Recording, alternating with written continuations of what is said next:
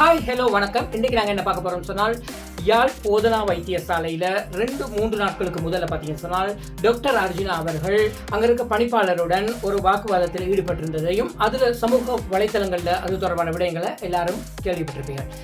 இந்த பிரச்சனை தொடர்பாக பணிப்பாளர் அவர்கள் யாழ்ப்பாண போலீஸ் நிலையத்தில் வழக்கு தாக்கல் செய்திருந்தார். அந்த வழக்கு இன்றைக்கு விசாரணைக்கு எடுத்துக்கொள்ளப்பட்டது.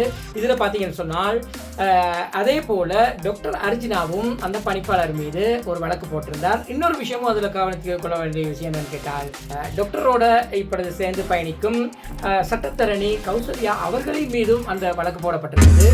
இவை அனைத்துமே இன்றைக்கு விசாரணைக்கு எடுத்துக்கொள்ளப்பட்டது. அது தொடர்பான காணொலி தான் பார்க்க போகிறேன். காணொலியை பார்த்த பிறகு தொடர்ந்து என்னென்ன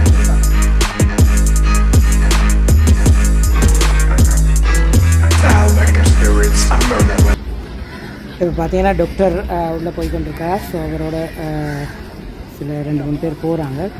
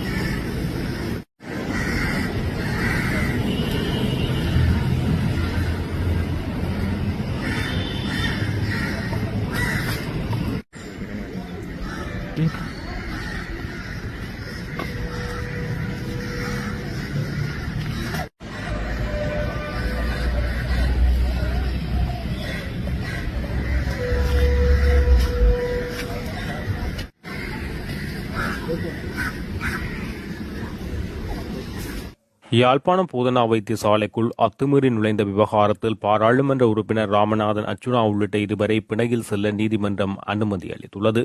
யாழ்ப்பாணம் நீதவான் நீதிமன்றத்தில் இன்றைய தினம் வழக்கு விசாரணை எடுத்துக் கொள்ளப்பட்ட போது நீதிமன்றம் இவ்வாறு உத்தரவிட்டுள்ளது.